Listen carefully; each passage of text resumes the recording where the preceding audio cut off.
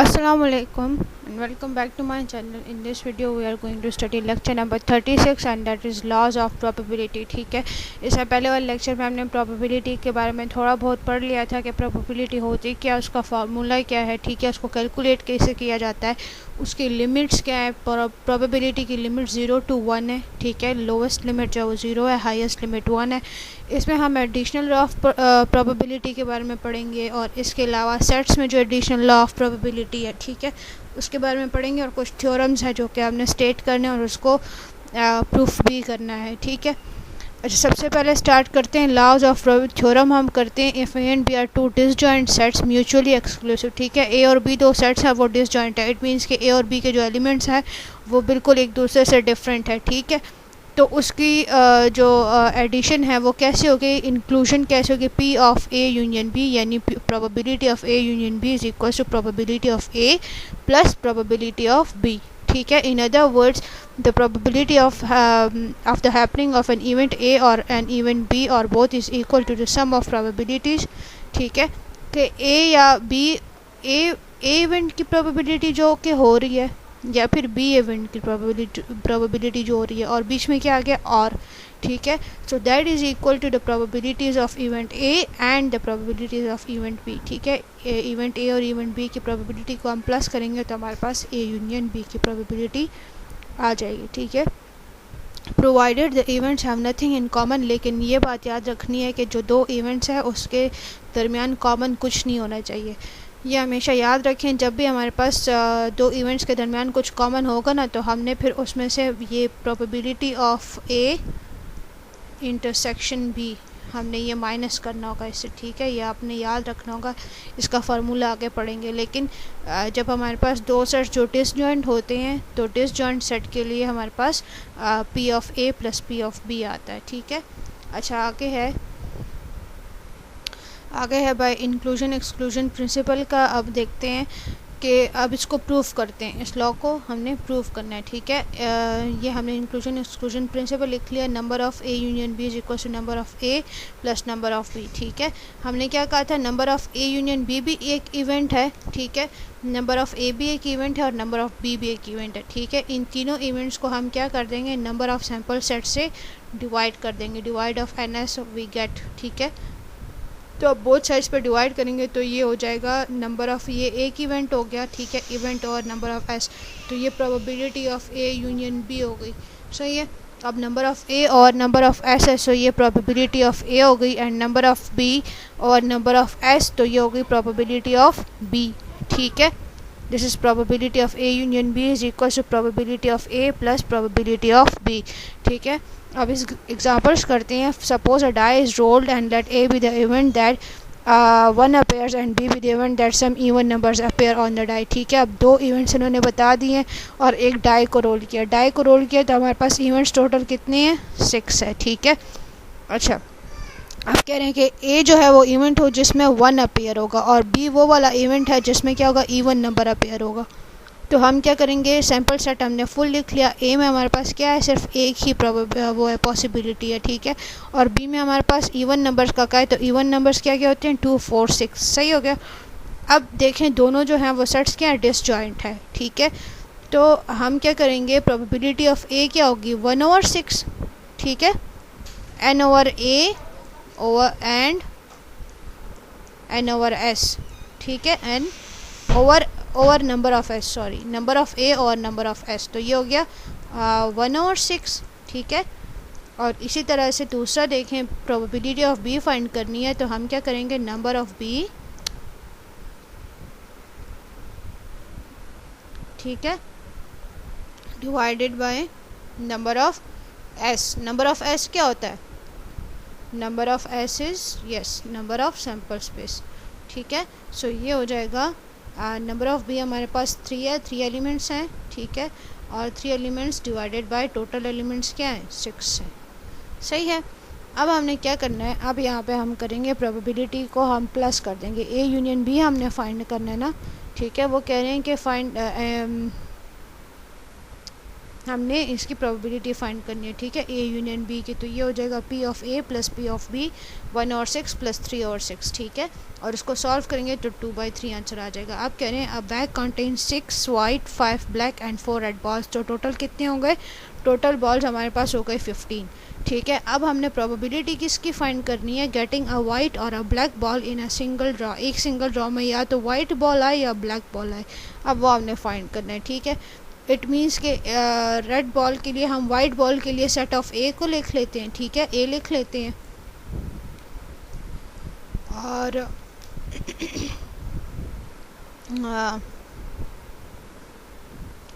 Of event of getting white और black ball, और black के लिए हम क्या कर लेते हैं?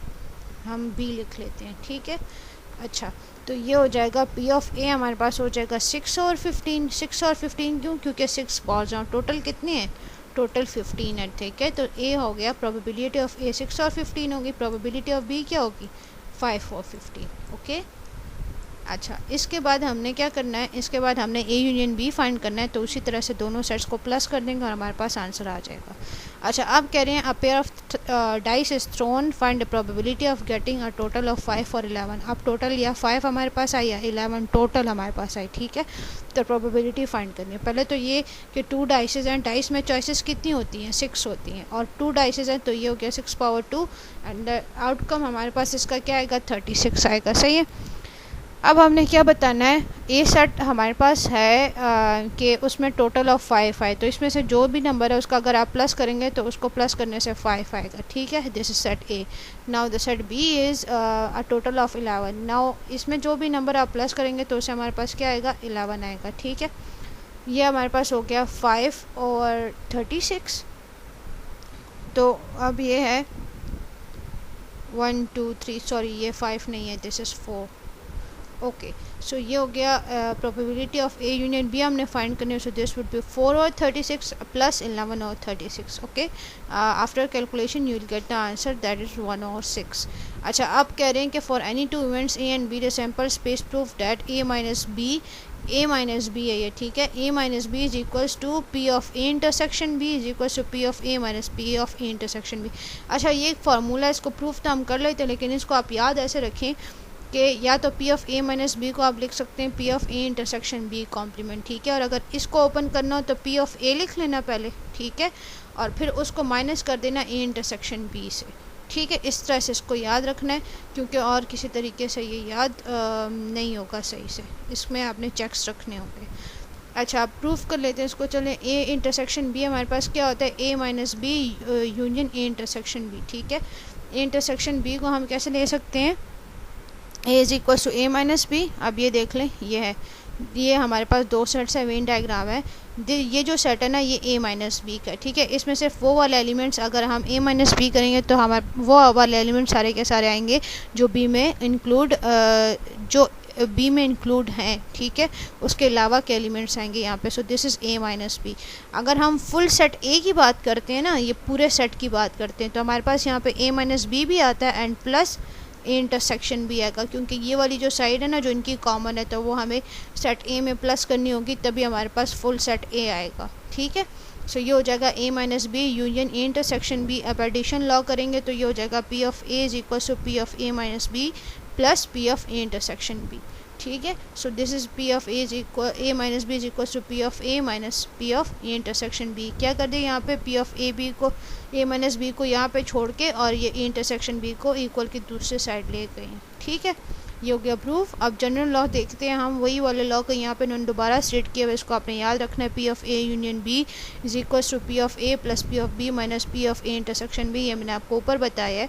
ये उन सेट्स के लिए ये वाला लॉ यूज़ होगा जो सेट्स जो हैं वो उनमें कॉमन एलिमेंट्स हैं, ठीक है। अब इसका प्रूफ ज़रा देख लें। A union B is equal to A minus B union B.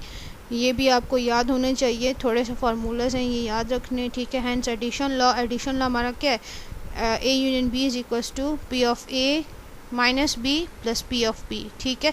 ये भी आप याद रखें कि अब जब ए यूनियन बी होगा तो पहले हमने ए से बी माइनस कर देना है और फिर प्लस उसमें वापस बी को प्लस कर देना है। पहले बी को माइनस कर दें और फिर बी को प्लस कर दें, ठीक है। So that is the opening formula. अब P of A minus B हमने ऊपर प्रूफ किया था, P of A minus B हमारे पास क्या था, P of A minus P of A intersection B, ठीक है। तो ये हमने लिख लिया P of A minus P of A intersection B, hence the formula is the theorem is proved, okay. अच्छा, अब इंक्लूजन एक्सक्लूजन प्रिंसिपल को देख लें। कह रहे हैं कि number of A union B is equal to number of A plus number of B minus number of A intersection B. वही बात हो रही है, दोनों को बोथ साइड्स पे अगर डिवाइड कर दें, तो अगर ये वाला मेथड मुश्किल लग रहा है ना और आपको कहे कि प्रूफ करें आप ये इंक्लूजन एक्सक्लूजन प्रिंसिपल को, ठीक है, तो आप सिंपल क्या करें, आप सिंपल इंक्लूजन एक्सक्लूजन प्रिंसिपल लिखें फॉर फाइनाइट सेट्स, ठीक है। ये वाला प्रूफ आप कर लें इन केस अगर आपसे पूछा तो, ठीक। तो ये हो गया ए यूनियन बी का फार्मूला लिख लें, फिर लिखें कि dividing both sides with n S, ठीक है, मतलब number of sample space, number of sample space से आप डिवाइड कर दोगे तो ये आपके पास आ जाएगी probability of A union B is equal to probability of A plus probability of B minus probability of A intersection B. ये दोनों जो मेथड्स हैं वो एक्सेप्टेबल हैं। प्रूफ करना है तो किसी तरह भी कर सकते हैं, दिस इज़ मैथ्स। अच्छा, now let A and B be events in a sample space and let P of A is equal to 0.6, P of B 0.30 and P of A intersection B 0.15। अब हमारे पास probabilities दी हुई, हमने A intersection B complement find करना है, A union B find करना है, A complement intersection B complement find करना है, ठीक है। तो हम स्टार्ट में क्या करेंगे, पी ऑफ ए हमने फाइंड करना है, ठीक है, सॉरी ए इंटरसेक्शन बी हमने फाइंड करना है। तो ए इंटरसेक्शन बी कॉम्प्लीमेंट को हम किस तरह लिख सकते हैं, मैंने अभी आपको बताया था कि हम लिखेंगे P of A minus P of A intersection B, ठीक है। तो ये हमारा ओपनिंग फार्मूला हो जाएगा as A minus B is equal to A intersection B complement, ये भी हमने किया था। अच्छा, यहाँ पे आप लिख लेंगे नंबर्स और उसको माइनस कर देंगे तो आंसर आ जाएगा। अब ए यूनियन बी फाइंड करना है और दोनों सेट्स जो हैं वो क्या है, P of A intersection B हमारे पास 0.5 आ रहा है, इट मीन्स के दोनों सेट्स जो है उनमें कुछ एलिमेंट्स ऐसे हैं जो दोनों में सेम है। तो हमने इंक्लूजन एक्सक्लूजन का प्रिंसिपल यहाँ पे उसका फार्मूला पुट करना है, P of A plus P of B minus P of A intersection B, और सॉल्व करेंगे तो आपके पास आंसर आ जाएगा। अच्छा, यहाँ पे देख लें थोड़ा सा, ये कह रहे हैं A complement intersection B complement हमने फाइंड करना है, ठीक है। तो डिमॉर्गन्स लॉ के हिसाब से ये हो सकता है ना, A union B whole complement, ठीक है। सो ये हो जाएगा P of A complement intersection B complement is equals to probability of A union B whole complement, ठीक है। और कॉम्प्लीमेंट का हमने फार्मूला पढ़ा था, क्या था, 1 minus P of A union B, ठीक है। इसको अगर हम ओपन करेंगे तो ये हमारे पास आ जाएगा 1 minus P of A union B. Complement का फार्मूला हमने लास्ट लेक्चर में पढ़ा है, ठीक है। सो उस हिसाब से यहाँ पे हमने 1 माइनस 0.80 कर दिया तो हमारे पास आंसर आ जाएगा। अब है नेक्स्ट एक्सरसाइज है A B C D events हैं from partition of sample set if P of A is equal to P of B, P of A P of B के इक्वल है, पी ऑफ सी जो है वो है P of 2pa के equal, P of D जो है वो 2pc के इक्वल है, ठीक है। ये आपने याद रखने, थोड़े से कंफ्यूजिंग है बट इसमें कोई ऐसे परेशान होने वाली बात नहीं है। यहाँ पे अब है since A B C D is a form of partition of set, ठीक है, A union B union C union D, ठीक, and A B C D are pairwise disjoint, और ये सारे जो सेट्स हैं ये पेयर वाइज के हैं, डिसजॉइंट सेट्स हैं, ठीक है। तो एडिशन लॉ का अगर हम प्रोबेबिलिटी के अप्लाई करेंगे तो जो P of A plus P of B plus P of C plus P of D, ठीक है। अब यहाँ पे वैल्यूज़ पुट कर दें, P of B is equals P of A, P of A is equal to P of B, ठीक है। तो पी ऑफ बी की जगह भी हम पी ऑफ ए पुट कर देते हैं। पी ऑफ सी किसके इक्वल है, आप देखें सारी जगहों पे ना पी ऑफ ए यूज़ हो रहा है, तो हम कोशिश करेंगे कि फुल सारे के सारे उसको इक्वेशन को ना पी ऑफ ए की फॉर्म में लें, ठीक है। तो P of C is equals to 2pa, ठीक है, तो हमने लिख लिया 2pa, and P of D is equals to 2pc, तो हमने लिख लिया 2pc, ठीक है। अब पी ए किसके इक्वल है, P A 2pa is equals to 2,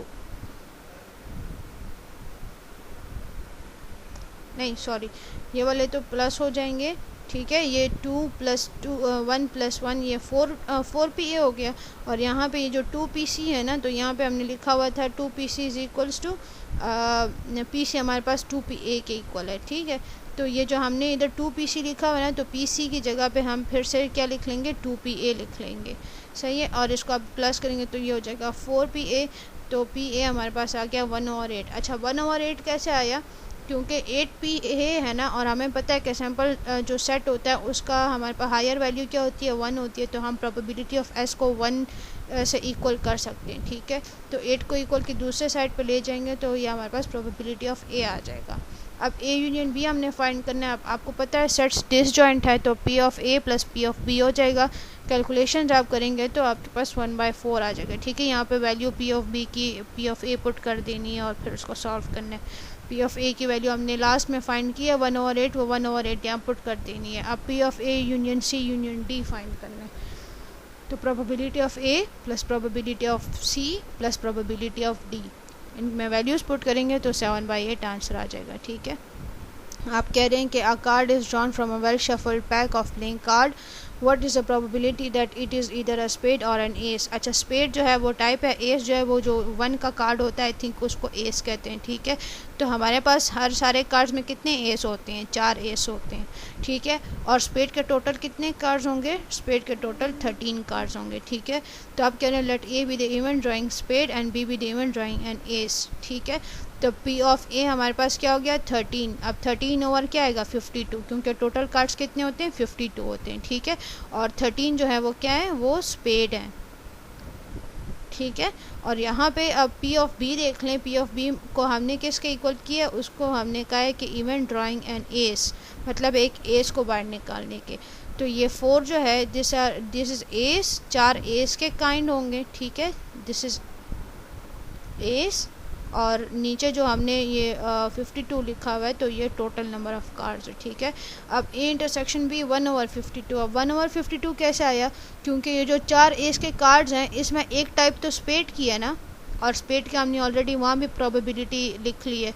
ठीक है, तो एक प्रोबेबिलिटी इसकी यहाँ आ गई, एक वहाँ आ गई, तो इसमें से हम एक माइनस कर देंगे, तो इसलिए यहाँ पे 1/52 लिख लिया। अब A यूनियन B फाइंड करना है, तो वही प्रिंसिपल लगा देना और उसको कैलकुलेशंस करके कैलकुलेटर से आंसर आ जाएगा। अच्छा, आप कह रहे हैं class of contains 10 boys and 20 girls, एक क्लास में 10 बॉयज़ एंड 20 गर्ल्स हैं। ठीक है, with half the boys and half the girls have brown eyes, आधे बॉयज़ की भी ब्राउन आइज़ है, मतलब 10 में से 5। ठीक है, और आधी गर्ल्स की भी जो है उनकी ब्राउन आइज़ है, तो ये हो जाएगा 20 में से हाफ करें तो 10 गर्ल्स हो गए।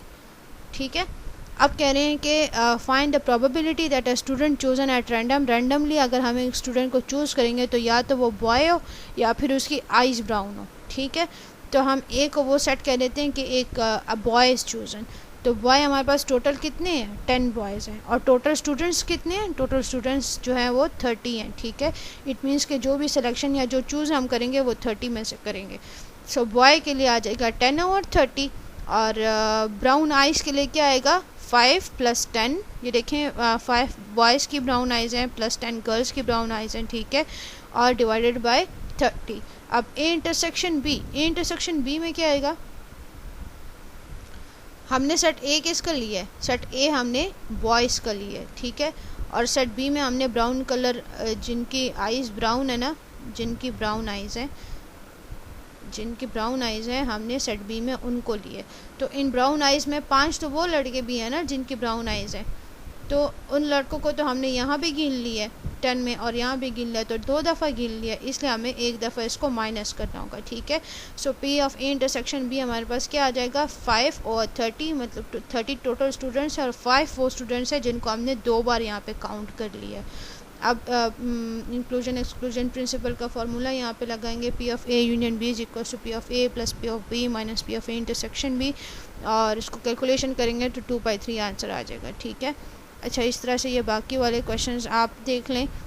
मैं थोड़ा सा ऊपर से बता देती हूँ। एक इंटीजर है, उसको 100 पॉजिटिव इंटीजर्स हैं। ठीक है, फर्स्ट उसमें से आपने क्या करना है, ऐसे रैंडमली कोई नंबर चूज़ करना है और बताना है कि प्रोबेबिलिटी इसकी क्या है कि या तो वो डिविजिबल बाय 6 है या डिविजिबल बाय 8 है। तो पहले तो आपको पता है कि हम फ्लोर फंक्शन लेके पता करेंगे कि 100 में से कितने ऐसे नंबर है जो कि 6 पे डिविजिबल है, और ऐसा कितने नंबर्स हैं जो 8 पे डिविजिबल है। तो हम उनको डिवाइड करके उनका फ्लोर फंक्शन ले लेंगे। ठीक है, मतलब कि जो फ्रैक्शनल पार्ट उनका होता है ना, वो पॉइंट से दूसरी साइड वाला, उसको हमने इग्नोर करना है। ठीक है, सो ये हो गया n of A 16 and n of B 12 हो गया। अब ऐसे नंबर्स भी 100 में से देखने हैं जो कि दोनों टेबल में आते हैं, ठीक है। ये तो 16 तो सिर्फ 6 के डिविजिबल हैं और 12 सिर्फ 8 के डिविजिबल हैं। अब हमने ऐसे डिविजिबल देखने हैं, अब हमने ऐसा नंबर देखना है जो कि दोनों नंबर्स पे डिवाइड होता है, ठीक है। तो ये हमारे पास हो जाएगा 16 एलसीएम अगर हम लेंगे 6 और 8 का, ठीक है, तो हमारे पास क्या आएगा 24 आएगा। 24 आएगा, इट मीन्स 24 जो भी 100 में से 24 पे नंबर डिवाइड होगा, इट मीन्स के वो जो है वो 6 से भी डिविजिबल और 8 से भी है। So those are 4 numbers. तो ये हमारे पास ए इंटरसेक्शन बी 4 आ गया, ठीक है। इसको यहाँ पे पुट करेंगे तो हमारे पास आंसर आ जाएगा। इस वाले मेथड से ज़्यादा इजी मुझे ये वाला लग रहा है। खैर इसको भी आप देख लीजिएगा, लेकिन यहाँ पे सेट्स बनाने में थोड़ा सा मुश्किल है, इस पर टाइम कंज्यूमिंग है। अच्छा, अब अगला वाला आप देख लेना। और नहीं, मैं ये करवा देती हूँ, थोड़ा सा डिफरेंट है ये। एक स्टूडेंट है, वो मैथमेटिक्स की क्लास लेता है, उसकी प्रोबेबिलिटी क्या है 0.7 है। फिर अकाउंटिंग क्लास को वो स्किप करता है। तो हमें इन्होंने किसका बता दिया, इन्होंने हमें बी कॉम्प्लीमेंट का बता दिया, ठीक है, बी कॉम्प्लीमेंट का बता दिया, क्योंकि वो कह रहे हैं कि स्किप करता है। And attends both the class with probability of 0.5। अब प्रोबेबिलिटी बतानी है कि he attends at least 1 class and he attends exactly 1 class. या तो कम से कम वो एक क्लास अटेंड करता है या फिर बिल्कुल सिर्फ एक ही क्लास वो अटेंड करते हैं, इसकी प्रोबेबिलिटी बतानी है, ठीक है। अब ए हमारे पास इवेंट हो गया, जो स्टूडेंट जो है वो मैथमेटिक्स की क्लास अटेंड करता है। और बी हमारे पास क्या हो गया कि स्टूडेंट मैथमेटिक्स की क्लास अटेंड अकाउंटिंग की क्लास जो है वो अटेंड करता है, ठीक है। तो बी तो हमारे पास है नहीं, इन्होंने हमें बी कॉम्प्लीमेंट का कहा हुआ है। तो हम क्या करेंगे, पी ऑफ बी फाइंड करने के लिए 1 माइनस बी ऑफ सी कर देंगे, ठीक है। ये हो जाएगा 1 माइनस बी कॉम्प्लीमेंट, ठीक है। तो ये हमारे पास प्रोबेबिलिटी ऑफ बी आ जाएगी, जो फार्मूला हमने लगाया हुआ है उसके हिसाब से। And P of A intersection B जो है दैट वुड बी 0.5, क्योंकि यहाँ पे इन्होंने बताया हुआ है। अब हमने फाइंड क्या करना है, ए यूनियन बी फाइंड करना है। सिंपली एडिशन लॉ को यहाँ पे अप्लाई करेंगे तो हमारे पास आ गया 0.8, ठीक है। ये हमारा फर्स्ट पॉइंट हो गया। अब कह रहे हैं कि he students can attend exactly 1 class in 2 ways. अब एग्जैक्टली 1 क्लास वो दो तरीक़ों से, 2 वेज़ में ले सकते हैं। या तो वो मैथमेटिक्स की क्लास ले, या तो वो मैथमेटिक्स की क्लास ले, या फिर वो अकाउंटिंग की क्लास ले। एग्जाम्पल ठीक है। सो ये हमारे पास, इसको हम सिंबॉलिकली कैसे लिखेंगे, ए इंटरसेक्शन बी कॉम्प्लीमेंट, मतलब ए की क्लास ले रहा है और बी की क्लास जो है वो नहीं ले रहा है। इट मीन्स कि अकाउंटिंग की क्लास नहीं ले रहा है। या फिर ए कॉम्प्लीमेंट मतलब ए की क्लास नहीं ले रहा, मैथमेटिक्स की और अकाउंटिंग की क्लास ली जा रही है यहाँ पे, ठीक है। अब इन दो इवेंट्स को हम क्या करेंगे, दोनों सेट जो वो डिसजॉइंट है तो इनको हम प्लस कर सकते हैं। तो इसलिए हमारे पास रिक्वायर्ड प्रोबेबिलिटी, पहले A intersection B complement find कर लेते हैं, and that is equals to P of A minus B, और उसको ओपन करेंगे तो ये हो जाएगा P of A minus P of A intersection B. ये मैंने आपको अभी बताया, ऊपर फार्मूला था। वैल्यूज़ पुट करेंगे और इसी तरह से ए कॉम्प्लीमेंट इंटरसेक्शन बी को भी हम कर सकते हैं। ये हो जाएगा बी माइनस ए, ठीक है, क्योंकि ए में कॉम्प्लीमेंट हो तो ये है बी माइनस ए है, सही होगा। तो ये हो जाएगा P of B minus P of A intersection B, और वैल्यूज़ पुट करेंगे तो हमारे पास 0.1 आ जाएगा। अब इन दो वैल्यूज़ को प्लस करेंगे, ठीक है, तो हमारे पास वो प्रोबेबिलिटी आ जाएगी कि स्टूडेंट या तो एक क्लास जो है वो ले रहा है या फिर दूसरी क्लास ले रहा है, ठीक है। अब इसके बाद हमने करना है प्रोबेबिलिटी ऑफ सब इवेंट। अब हमने प्रोबेबिलिटी ऑफ सब इवेंट पढ़ना है, ठीक है। तो उसका थ्योरम है, ये उसका फार्मूला है कि if A is a subset of B then P of A is less than और equal to P of B, ठीक है। अच्छा, सबसेट के लिए हमने लिखना है, तो अगर B intersection A and B intersection A complement, ये दोनों जो है ये डिसजॉइंट सेट है, ठीक है।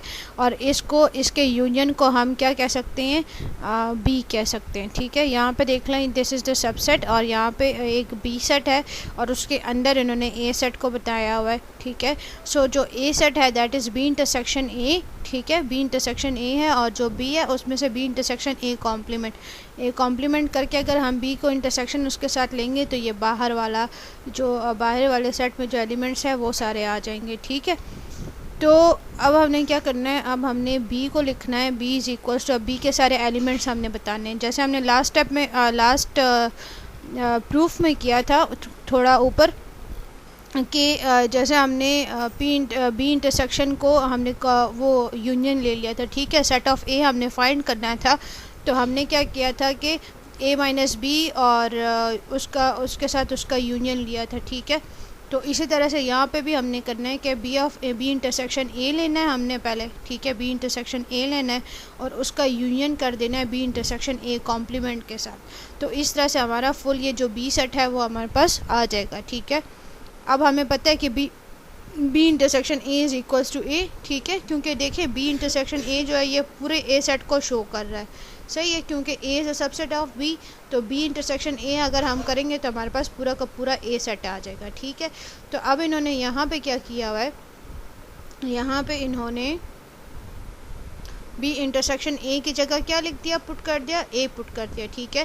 So B is equal to A union B intersection A complement, या फिर इसको इस तरह भी लिख सकते हैं कि P of B is equal to P of A plus P of B intersection A complement, ठीक है। ये फार्मूला किसके लिए है, ये फार्मूला हमारे पास प्रोबेबिलिटी ऑफ सब इवेंट के लिए, मतलब अगर एक इवेंट हो रहा है और दूसरा इवेंट उस पर डिपेंड कर रहा है ना, तो उसके लिए ये फार्मूला है, ठीक है।